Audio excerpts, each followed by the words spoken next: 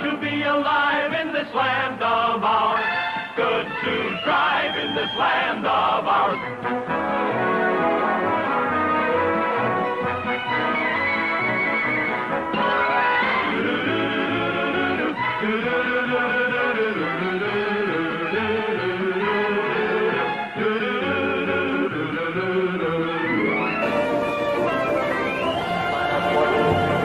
Hello, Canada hockey fans in the United States.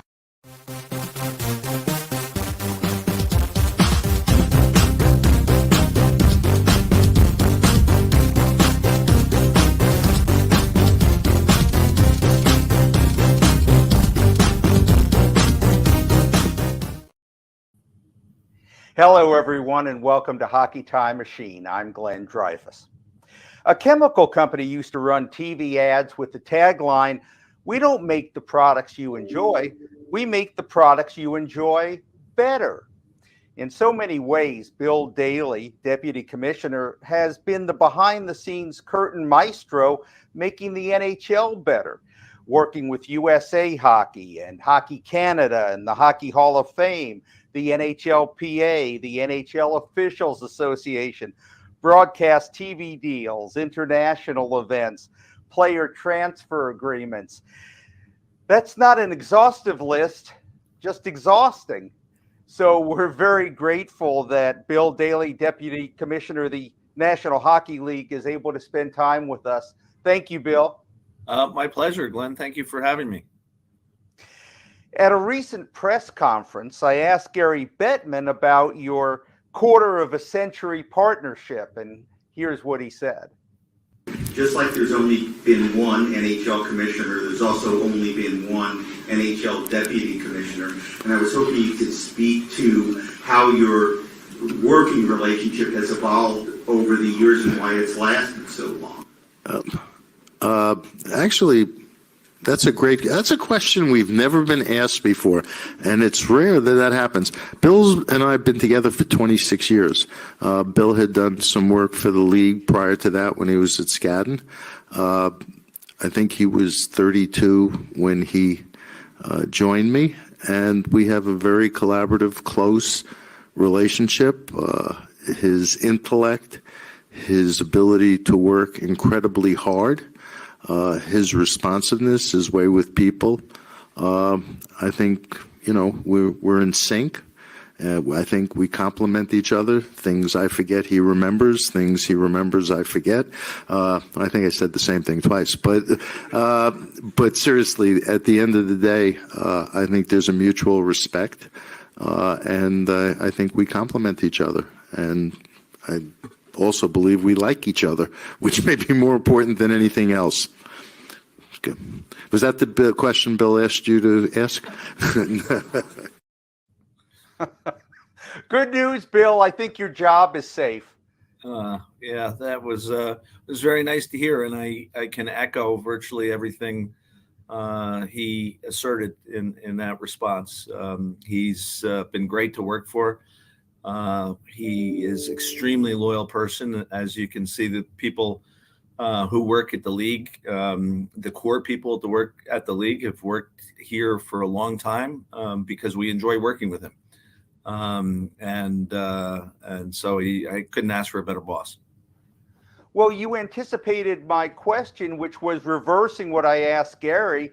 What is it we don't know or maybe get wrong about the commissioner? Well, I think the perception that some people have of him, both personally and professionally, I think is sometimes mistaken, for lack of a better term. I think he's misperceived by a lot of people, and that's unfortunate. And perhaps it's related to some of the labor negotiations that we've had to have over time. With the Players Association in particular, but also some of the other negotiations. He loves the game. He loves the sport. I can't speak to when he joined the league, but I can tell you that he, watches more hockey than anybody I know, and watches hockey religiously, knows the game inside and out, knows how to tweak it to make it better. So I think a lot of people don't view him as a hockey guy. Well, I can tell those people that they're wrong. He is a hockey guy, and he's an incredibly good family person. He appreciates obviously his own family first and foremost, but it's nice to work for somebody who understands family values and respects and values the people they work with in terms of advocating and advancing those family values. So it's also a great quality of the commissioner. And as I mentioned before, he's also extremely loyal person. At big NHL events, the two of you are likely to be side by side most of the time at press briefings. So let's look at 5 highlights from your recent Q&As.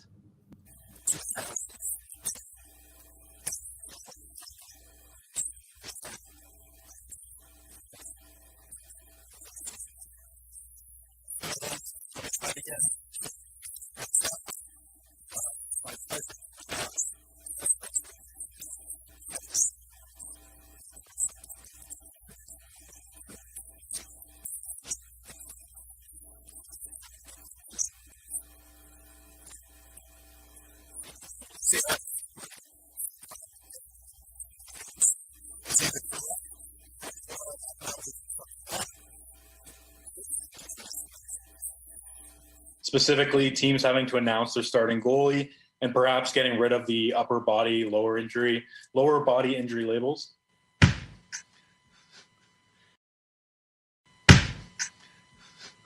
Regarding the officiating in the game itself, it almost seems to be 2 different sports. Why don't you do China and I'll do Arizona? Do you want to do Arizona first? No, you can do China first. The answer on China is it's a complicated question. Now that's entertainment. Yes, those are very enjoyable, those joint press conferences. Among your annual duties, Bill, is awarding the Clarence Campbell Cup and the Prince of Wales Trophy to each year's conference champion. But in 2022, Commissioner Bettman found himself in COVID protocol. So you pinch hit to award the big prize, the Stanley Cup, to the Colorado Avalanche. Let's take a look, and then I'll have you talk about it. NHL Deputy Commissioner Bill Daly. On behalf of the National Hockey League and Commissioner Gary Bettman, I have the privilege to invite Avalanche captain Gabriel Landeskog to come over and accept and hoist the Stanley Cup.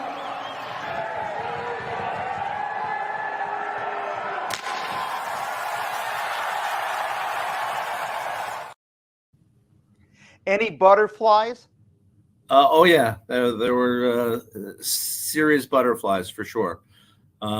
You're awarding perhaps the most famous trophy in all professional sports. You're doing it on a big stage, and you're doing it for the first time with speech required. So, and it sounded, based on that clip, it sounded like I was the one with COVID as opposed to the commissioner. I actually remember being seriously under the weather. But as you might imagine, when the commissioner called me to tell me that he had tested positive for COVID, I went through multiple tests to make sure I wasn't the one who gave it to him, and that I didn't similarly have COVID. So I think I just had a really bad chest cold, which obviously affected my voice. But looking back on that event, it was certainly an honor and a privilege, kind of once in a lifetime opportunity. There's not many people who've had the opportunity and privilege to present that trophy over the course of time, history, 100+ years of history, and with the Stanley Cup even longer than that. And it's probably the only time I'll get to do it. So it was a lot of fun, and I appreciated him giving me the opportunity to pinch hit for him. Let's go back to your very first trophy presentation. It was to the Flyers in 1997. when they beat the Rangers in the Eastern Conference Final. How did you prepare for that? Did you practice? Did you get any advice? Well, I was nervous for that as well. I certainly got advice. At the time, I was working with Gary had 3 direct reports at the time, or 3 senior vice presidents. One in the legal area, that was me. One in the business area, which was Steve Solomon, and one in the hockey area, which was Brian Burke. And he divvied up the conference championship trophy duties among the 3 of us based on our schedules. So I certainly always had the support and advice and counsel of Brian and Steve in terms of giving out trophies. Having said that, and it's not even a speaking role, I was probably pretty scared, going out there and presenting the trophy to Eric Lindros. And I think that trophy presentation was probably the first one in which the players started being reluctant to touch the trophy for fear that it would be bad luck in the upcoming series. So as you see there, Eric standing, not touching the trophy. He was the first one, I think, who decided to decline touch. But it was a great experience. I still remember reading in the paper, and it probably was a Philadelphia paper at the time, talking about some unknown league official waddled out to center ice to present the trophy to Eric, who had no interest in receiving it. And I read it to my wife, and she's like, "Yeah, you kind of do waddle." So, so I had always good to have that spousal support. It's always good to have the spousal support internally. That's for sure. So you had some warning then beforehand not to hand him the trophy.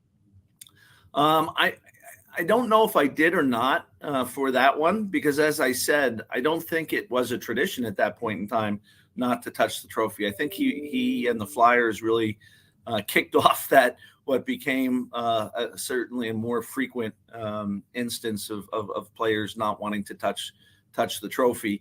I can't remember precisely why it was I didn't pick it up and try to hand it to him.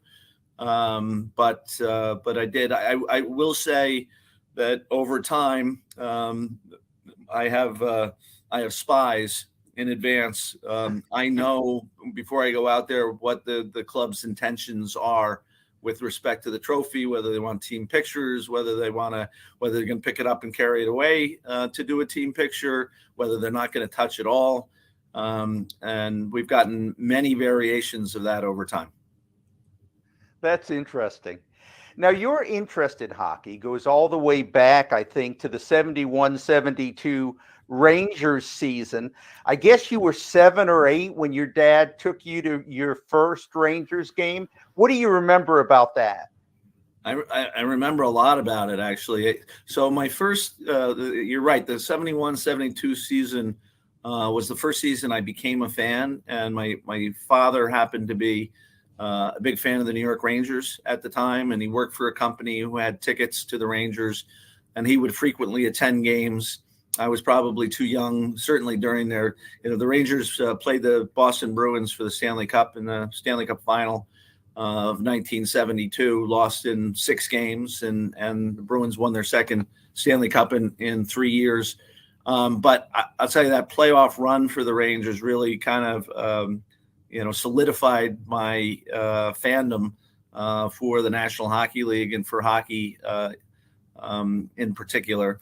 And I remember my first game that I attended at Madison Square Garden was in November of 1972. So it was the first part of the 72-73 season. The Rangers played the Penguins, and Jim Rutherford was in net for the Penguins. And I remember listening to my dad cheer, and I tried to cheer with him. It was great. And my second game actually came on, I believe it was Christmas Eve of 1972 against the Detroit Red Wings. Rangers shut out the Red Wings. The Rangers beat the Penguins as well. So I have very fond memories of my childhood and attending hockey with my dad. My mother's Canadian. She's Western Canadian, from Saskatoon, Saskatchewan. She grew up, in the same areas as Gordie Howe, who was a legend there at the time. She moved to the States when she was in high school, and she met my father here in New Jersey, suburban New Jersey, which is where I live now. And they were kind of hockey fans together. So it created a good hockey environment in the house. It's amazing, isn't it? How many times that story is repeated, that my dad took me to my first hockey game. Stan Fischler's dad took him to his first hockey game. My dad, for a 14th birthday present, took me to my first hockey game. And I've heard it from so many other people, and I'm sure you have too. Yeah, it brings back very, very fond memories. Later on in my childhood, I said my father had his company had season tickets. Well, he later formed his own company, and with that company bought season tickets. And so I got to go very, very frequently during my middle school years and during high school. The Rangers made the finals again in 1979 against the Montreal Canadiens, and that was, I believe, my freshman year in high school.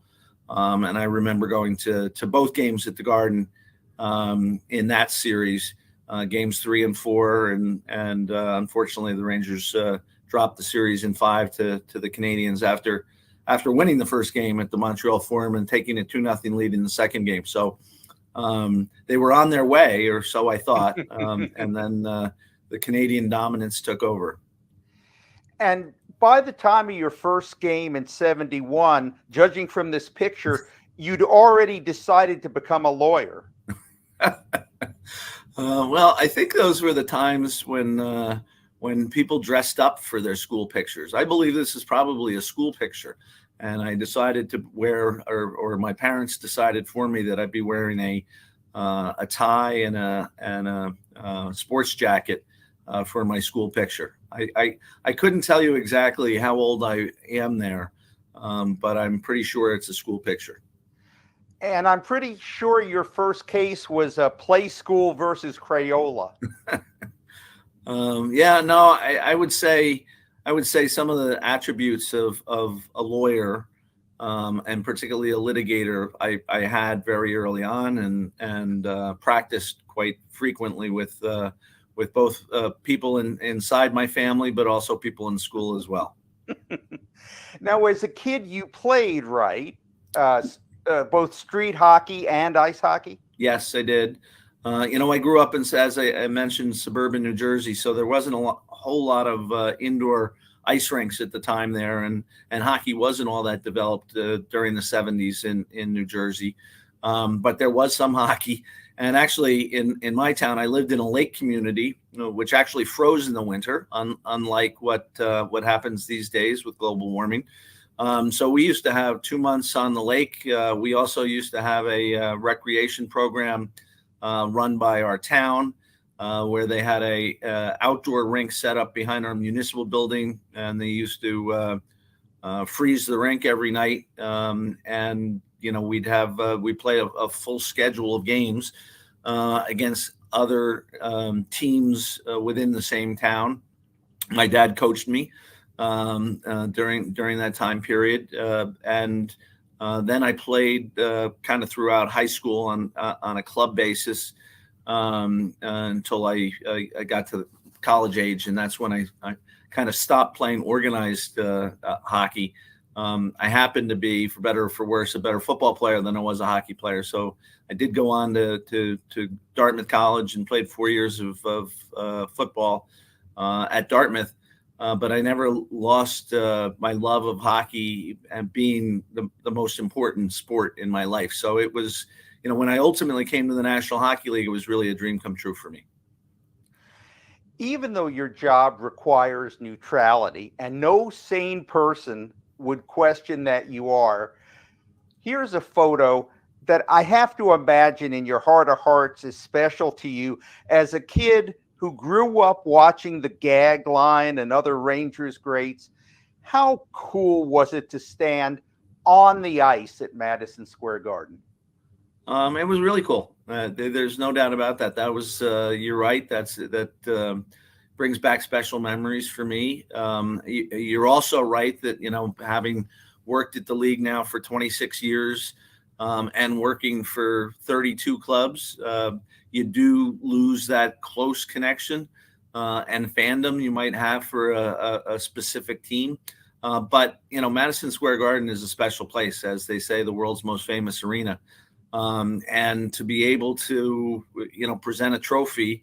And I also got to present the President's Trophy to the Rangers the following year in 2015 from this. And I got to present a milestone award to Kerry Fraser for one of his games at Madison Square Garden.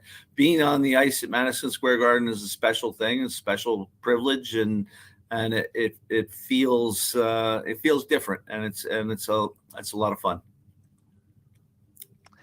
The staff at your office at the NHL, they thoughtfully shared with us some other photos from your formative years.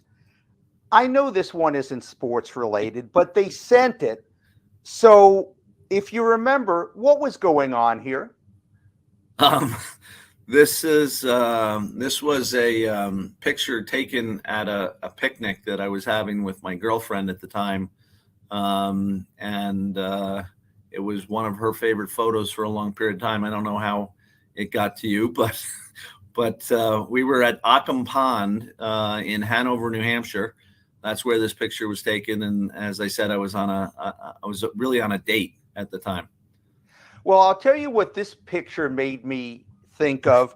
You must have been the model for the brawny paper towels, right? I don't believe I was. No, but I wish I had been, but I don't believe that's me. Okay. Well, we're just doing journalism here, Bill. Yeah. Or something. Okay, you mentioned football. Dartmouth College in New Hampshire wins a recruiting battle for your services to play fullback. So tell me about Ivy League football, and also if any parts of being on the football field prepared you for your future career. I actually do believe that playing athletics really at any level, but certainly at the college level, does help you prepare for various aspects of a professional career. Obviously the academic workload at Dartmouth was significant, yet you had to spend a certain amount of time preparing yourself to and practicing to play a college sport. So you have to, time management skills are important in any career, and certainly being able to balance kind of your academic workload with your athletic workload is something that I learned, and is something I think that serves me today in terms of my time management of my work duties.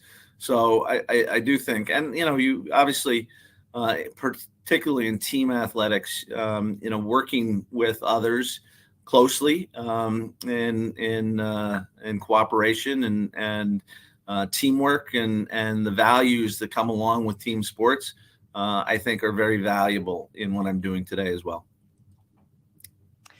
You get your law degree from New York University, join a firm, and the NHL retains that firm for its 1994-95 collective bargaining negotiations. What was your role in that? So I was a young associate at the time. I guess I would have been a kind of a third or fourth year associate with the firm of Skadden Arps. And when I started at Skadden Arps, they were doing some work for professional sports leagues. They did, in addition to the NHL, they did work for the NFL and the NBA. I was fortunate enough to work for some great senior lawyers there, kind of famous senior lawyers there, Frank Rothman and Shep Goldfein, and they mentored me. They were true mentors, and I was very, very fortunate that over the first 4 or 5, 6 years of my career working for a private law firm, About 90 to 95% of my work was sports related. And for a kid who grew up loving sports and a big fan of sports, you couldn't ask for a better job. And I was very, very happy at Skadden.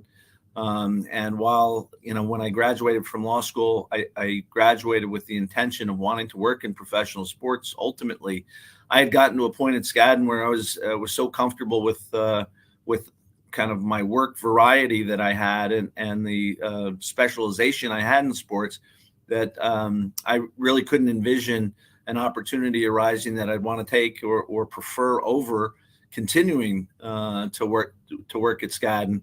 And then, out of left field, we had a situation where Jeffrey Pash, who was my predecessor here at the National Hockey League and was Gary's first general counsel at the league, was approached and recruited and ultimately chose to go do a similar job for the National Football League. So Gary had to find a replacement for Jeff, and my name came up in that process, in that mix. Gary called me in for an interview, and I think we hit it off from like day one. He ultimately offered me that job, and it, while I literally did say, let me get back to you, let me discuss it with at that time, my wife and my family at that point in time, I got back to him pretty quickly. And that was way back in December of 1996. I started my job as Senior Vice President of Legal Affairs for the National Hockey League in January 1997. I was elevated to Deputy Commissioner in 2005, and this has been my home. So very, very, very fortunate. I love my job. I'm very passionate about what I do every day. I love getting up in the morning and coming to work. Well, sometimes I like leaving work as well, but that's okay too. But I am, I feel like a very, very fortunate person. As the commissioner mentioned at the top of our show, this was you at the tender age of 32, hired as the league's chief legal officer. Now, Gary has said he had no reservations, but did you have any doubts? You're less than a decade out of law school. Yeah, sure. You always have to have, there always is that fear of the unknown, and to a large extent, this was an unknown for me. And I had already felt like I had become successful in my job at Skadden, and to give that up, I certainly, had. I was too young to be a partner, but I felt like I was on the partnership track and would have ultimately been a partner at Skadden Arps. And partners at Skadden Arps, particularly at that time and probably currently, have really good livings and make a lot of money. They work hard, but I knew people from my interactions with professional sports while I was at Skadden that lawyers in-house work just as hard, if not sometimes harder, than lawyers in private practice. So, it was a big leap of faith for me at the time, but it was a fantastic opportunity. Certainly, you try, when you make a move of that nature, you try to put out as many safety nets as you can, so that if things don't go well, you have something that catches you. And I was no different. I had a lot of clients who I had worked with in professional sports who said, if for whatever reason it doesn't work out at the National Hockey League and you're looking for another opportunity, you'd be welcome here. And that always gives you a little bit of support when you make a decision, a life-altering decision like taking on a new career. Well, fortunately for you and for us, that safety net wasn't needed. So I want to get into some of the interesting moments from your quarter century with the league. Let's start here. the strange story of the 1997 trade, or should I say non-trade, involving Chris Gratton? Yeah, that was, you're going to go down memory lane with me, and it's helpful that you'll prompt me. I remember that being a very high stakes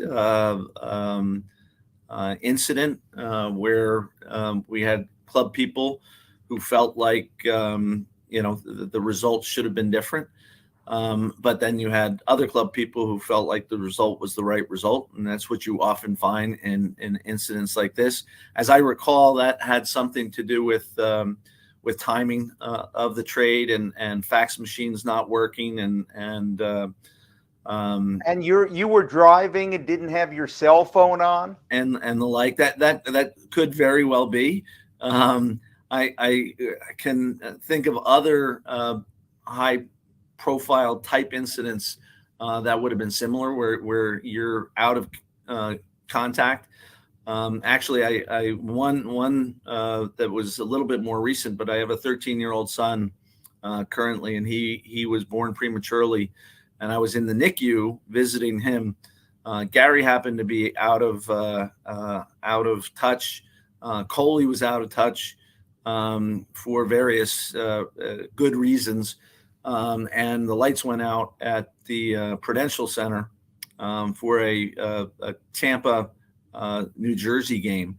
And the two teams are looking for guidance. The referees are looking for guidance from the league office in terms of what to do, whether to postpone, whether to cancel. And they couldn't get a hold of me. They couldn't get a hold of Gary, and they couldn't get a hold of Colin, which made it very difficult. But ultimately that was resolved, and that those types of situations almost never happen, and in part because Gary preaches how available you need to be all the time, and so the Lightning were also involved in the Chicago trade for Gratton. So my takeaway on this is you just don't take calls from Tampa Bay. Yeah, I remember. Phil Esposito was involved in that, obviously, and it was interesting. Navigating those types of issues are always interesting. Yeah, that's a euphemism, like the Chinese curse. May you live in interesting times. Right. Back on the topic of collective bargaining, Commissioner Bettman addressed work stoppages at his 2018 Hall of Fame induction. I do, however, look back far less fondly on the work stoppages. They were not a first choice, but a last resort. But even in retrospect, regrettably, there was no other way to secure the stability, competitiveness, and strength our league enjoys today. Bill, if you would, please flesh out what we heard Gary say.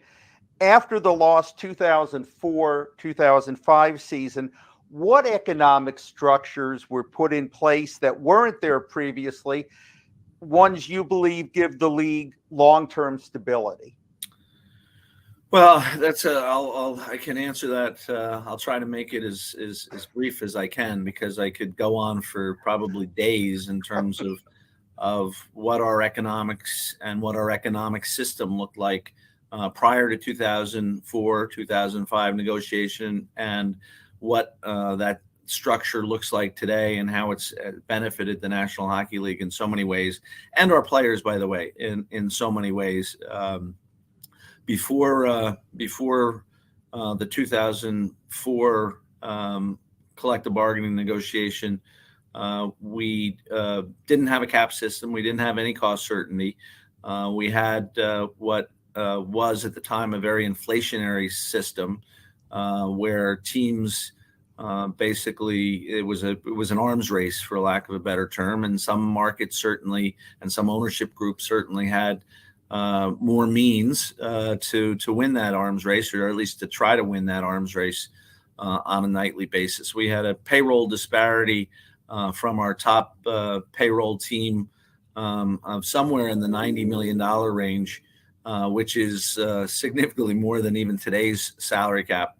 and we had teams trying to compete at 20 to 25 million. So, almost threefold, if not fourfold, payroll disparities, which certainly impacted negatively the competitive balance. The leagues or the teams as a league were spending roughly 73% of league-wide revenues on player costs, and it not only led to imbalance. You had a situation that was unsustainable, and we tried to communicate that across the table to the Players Association that this it's not sustainable. We're going to lose franchises. You're going to lose jobs. And we as a sport are not going to flourish unless we fix this. So the whole 2004-2005 negotiation was to come up with a structure that would provide cost certainty to the league and to the clubs. And there were a lot of different ways you could approach cost certainty. What a lot of people call a salary cap is one of those ways. And certainly, we have a salary cap system today. I think we have what really is the hardest salary cap system in all professional sports. It's really a system that caps player compensation on three levels. Obviously, there's a league-wide percentage of revenue that we guarantee the players on a yearly basis. And in years, and this has happened, believe it or not, in years where our revenues are such that our salaries don't pay the players 50% of the overall league revenues, we write a check to the players on a pro rata basis, basically making them whole for what originally was 57% of our revenues, and more recently has become 50% of our revenues going forward. We have so that's kind of league-wide compensation. Then we have each team has an upper limit beyond which they can't have a payroll. And we also have an individual player maximum, so that in any one year, a player can't have a contract that pays him more than 15% of the team cap in any year. So, that, along with kind of our free agency rules, our draft rules, which were rewritten in a lot of ways, has provided a great environment for us to work together with our players in a partnership to maximize league revenues, because it's only through that partnership that we can drive league revenues. That drives player salaries. It also drives revenues for our owners, and we've created a very stable growth cycle for the league and our clubs in terms of growing our business. So it's given us, I would say, the foundation for everything else we've done to grow the game. And without that stable foundation that is achieved in partnership with the players, I think the sport would be in a lot different place today. I thank you for that. I know I asked you to give the Cliff Notes version of War and Peace, but I just thought it was that important, and people need to understand that because of the game they love so much. Yeah, for sure. As I said, the system we had before was unsustainable on any long-term basis. And that's why I say, we're now 32 teams. When I joined the league, we were at 26 teams. It's just provided a foundation for everything we do currently. And, while there were some players who were very reluctant and maybe even unhappy with the system that was negotiated back in 2004, 2005, it's now become part of the framework of our league. And I think our players and importantly, our Players Association understand now, the nature of our partnership, and the way to maximize player salaries is to help us collectively maximize revenue. So it really works well. Here's why it's good to have Bill Daly playing for your team. Longtime NHL executive Brian Burke has said of Bill, quote, "This is a guy who is in Bettman's league in terms of intellect, and in all of our hockey players' leagues, in terms of toughness. High praise from Brian, right? Yeah, as I mentioned Brian before, he really is. He was one of my mentors here at the league. I consider him a really good friend. I talked to him earlier today, as a matter of fact, and for those people out there, and I don't know when this is going to be released, but Penguins lost a tough game last night, and it's now looking like they're in danger of not making the playoffs for the first time in a long time. And it says a lot about Brian. I needed to talk to him on another subject, and I didn't want to bother him on a tough day like today. I sent him a 2-line text and said, if today doesn't work, we'll catch up later this week. And he called me right away. He's a great guy, a good friend, a mentor. And he himself has done so much for this game in his time in it.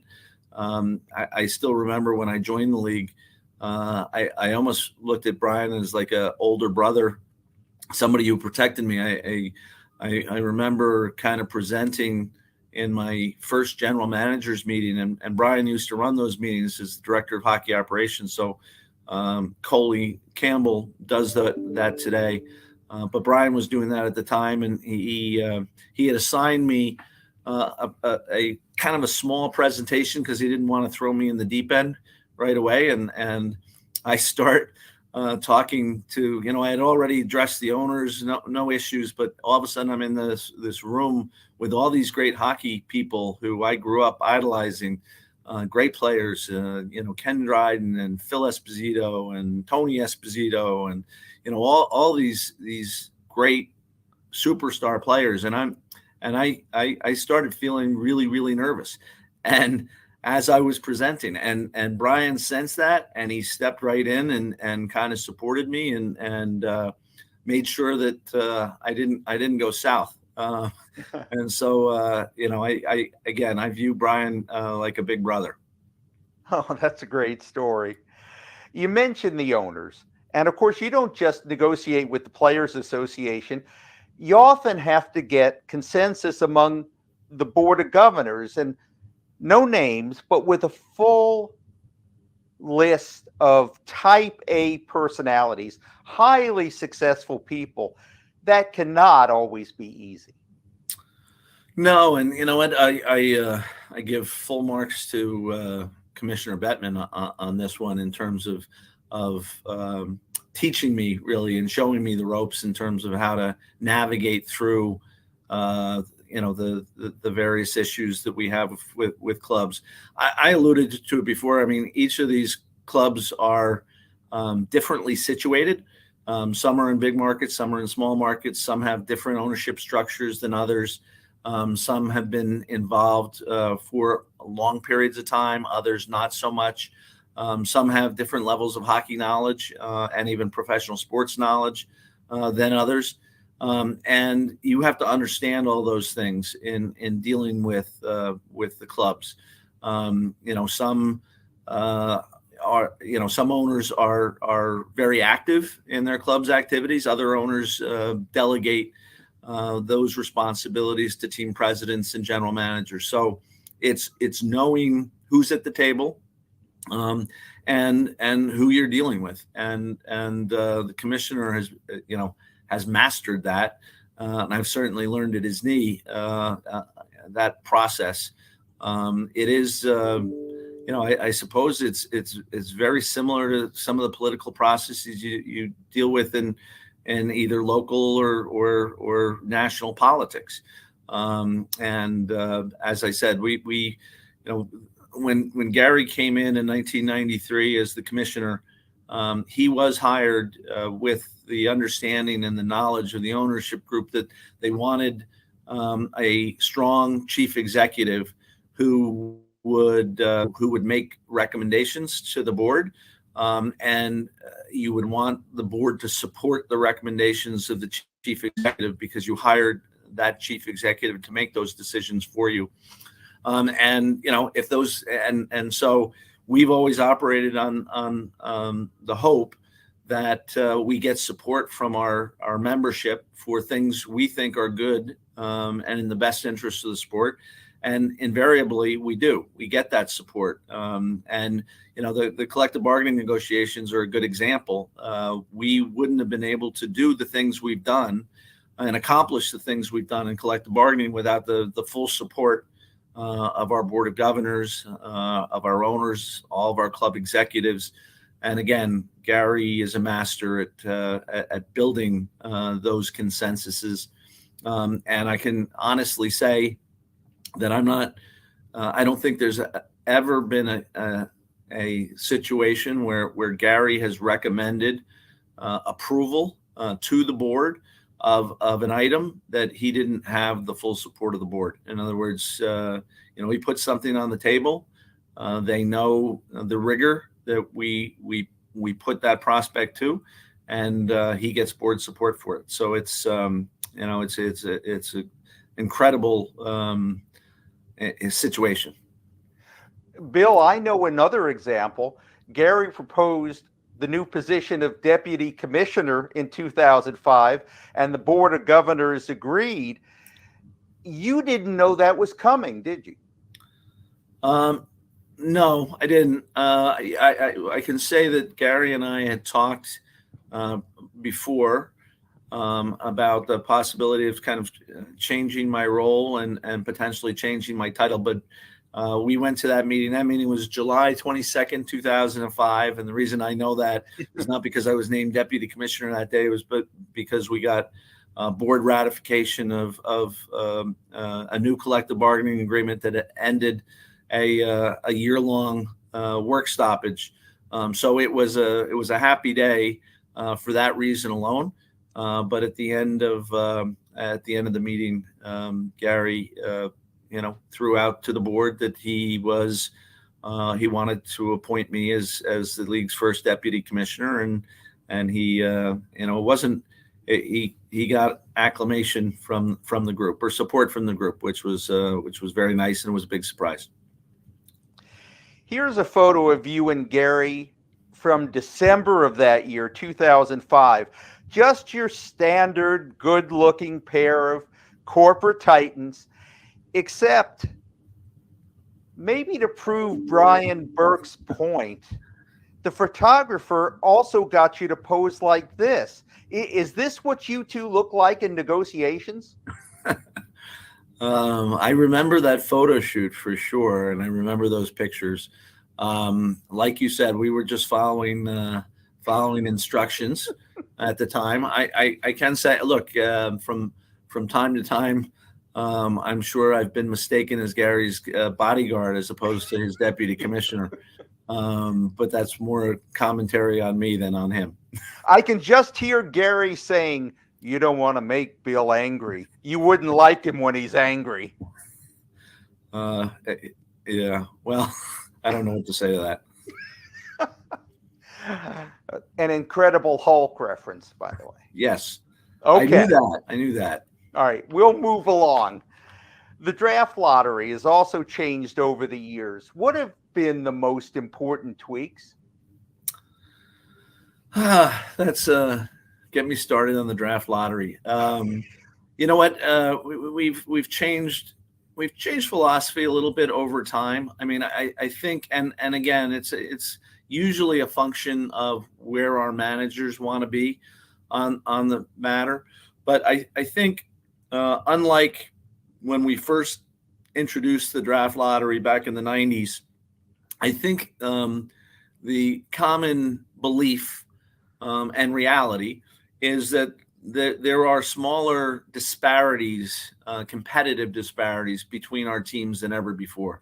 In other words, our competitive balance has reached a point where, you know, you may be one of those unfortunate 14 teams or 16 teams now that don't make the playoffs, but it doesn't mean you're a bad team. And very rarely do you have a team that's so far at the bottom that they have separated themselves from everybody else. So you look at it that way, and as a result of that, you change the odds a little bit so that you don't you equalize, I guess, the odds more than you did traditionally for those clubs who don't make the playoffs. Give everybody a more equal chance to be successful in the draft lottery. Obviously, the concept of the draft in professional sports has always been the teams who finish the worst in one year need the most help to improve the competitiveness of their team. And so before the draft lottery, it used to be the team with the worst record would get the first overall pick. Then we went through, I think all professional sports really went through a situation where you don't want to incentivize any team to lose games. And if having the first overall pick by finishing last is the scenario, you may incentivize some teams to want to lose games. So I think the draft lottery was put in for good reason, and I think it's been tweaked over time to reflect the current realities of the competitiveness in the league. If you time traveled a hockey fan from the day you joined the NHL to today, I imagine one of the things that would most amaze him or her would be the NHL and all of sports' embrace of sports betting. Today, you can hear a broadcaster give the score, the shots on goal, and the over-under. How did sports betting, at least official sports betting, go from unthinkable to endorsed, and how spirited was the debate about that? Well, it's a fair question, and obviously, historically, you didn't want to be, if you were in sports, and particularly in professional sports, you didn't want to have any association with sports gaming or gambling because you wanted to ensure the integrity of the competition that you have. Obviously, we have the same goal and objective today. Primary objective is to protect and promote the integrity of our competition. I think the landscape has changed pretty dramatically over time. Used to be, in the 50s and 60s, professional athletes didn't make as much money as they make today, and probably were more susceptible to, I don't want to say corruption, but certainly to tainting the integrity of competition with financial offers. I think that is less of a realistic possibility today, just because of the sheer numbers that we're dealing with and the sheer amounts of money. So that's one item. The other issue is, for a long time, sports betting was illegal in most of the jurisdictions in which our teams played, and was only legal and regulated in Las Vegas, Nevada, where nobody had a professional sports team, in part because of the sports betting industry in Nevada. So, the fact when the Supreme Court changed the law by invalidating federal legislation that was imposing the legal status of sports betting, that kind of changed the landscape for everybody. And you could have, and maybe some did initially, kind of stick your head in the sand on that and not want to go there and not touch it. But I think the more enlightened approach for all sports leagues has been to use sports betting as a positive tool to build fan engagement at different, in different levels, different ways than we've had, fan engagement before. And sports betting has become a major vehicle for fan engagement. Before my last few questions for you, please allow me to detour for a second. Of all the mementos that have ever been in your office, this has to be one of the weirdest. Alice Cooper and John McCain in Coyote sweaters. I am hearing the odd couple theme here. Can a rocker and a U.S. senator share an ice surface without driving each other crazy? Well, so those are in my office, and I will say that it goes back to the Coyotes chapter of my career. When the team went into bankruptcy, Jerry Moyes put the team into bankruptcy about a decade ago, and the league, again with the support of our board and our owners, purchased the club out of bankruptcy, and we actually ran the club for a number of years until we were able to find private ownership. That was on my plate as kind of the primary supervisor, I suppose, of the Coyotes operations. So they hold a close place in my heart too. But those bobbleheads were given to me really as part of that process.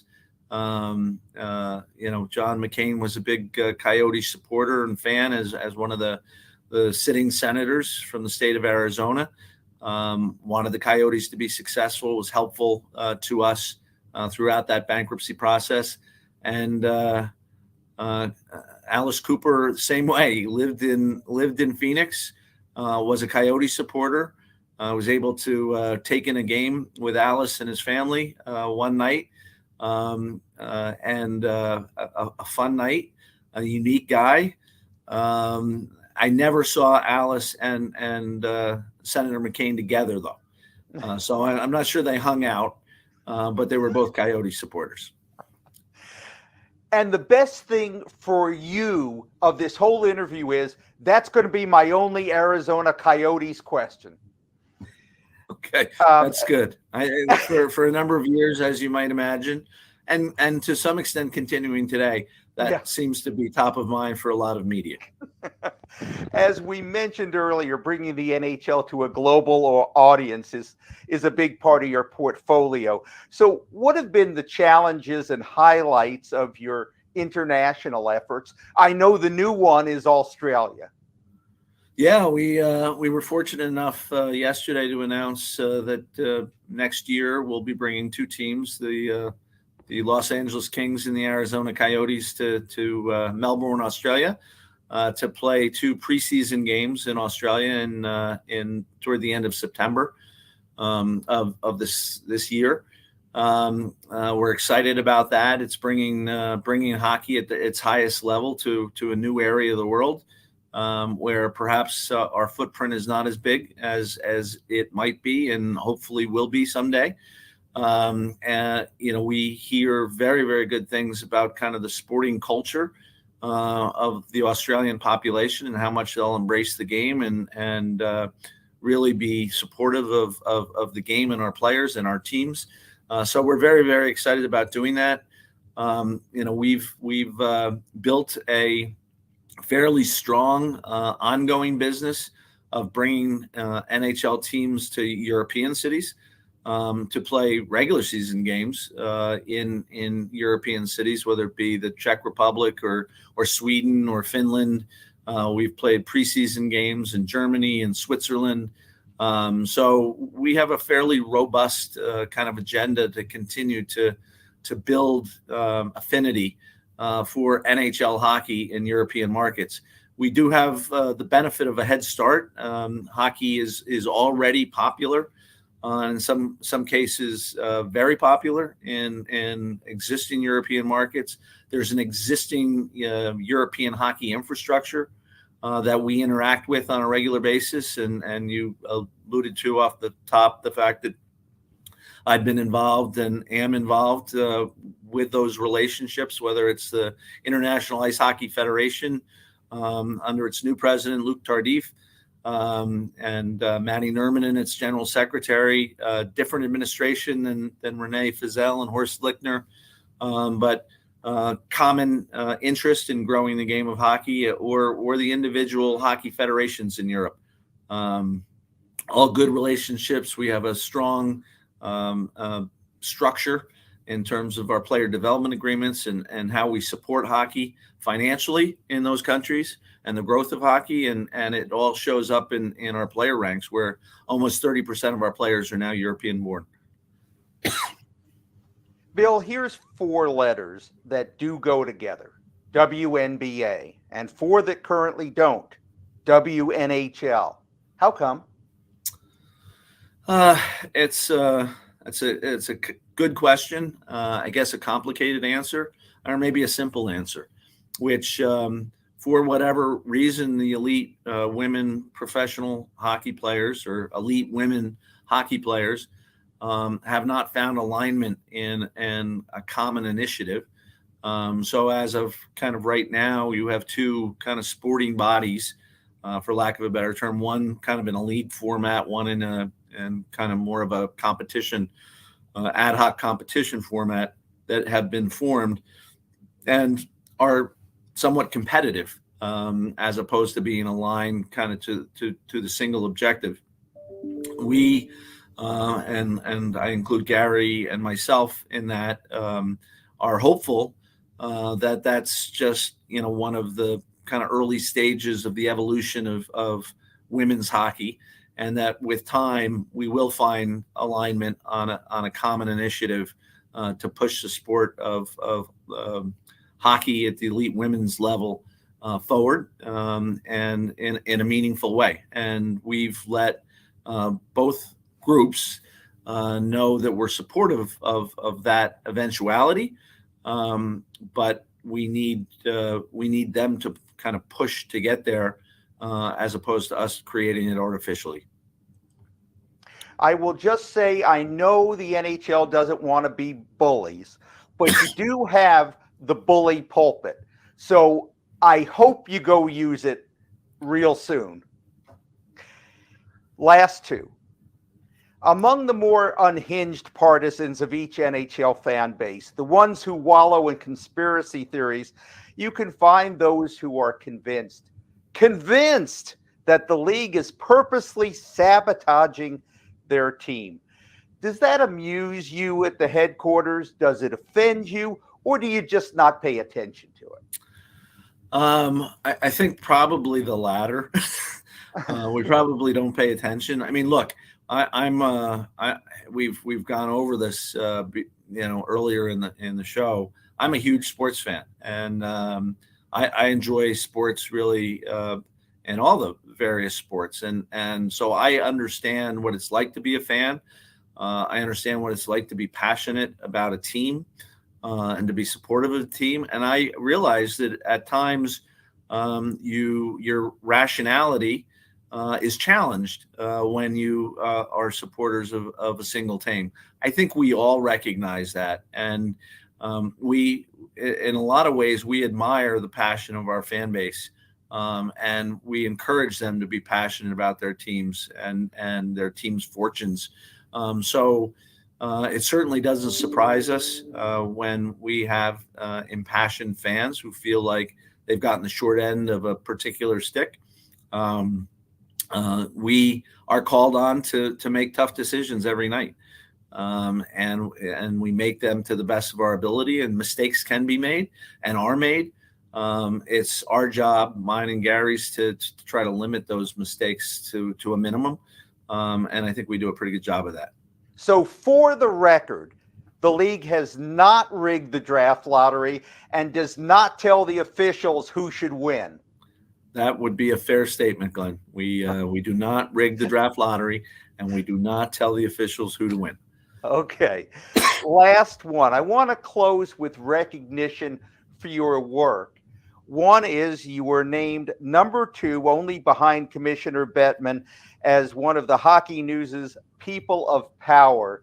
And even better was in 2014 when you were awarded the Lester Patrick Award for outstanding service to hockey in the United States. As a kid from New Jersey, what did that mean to you?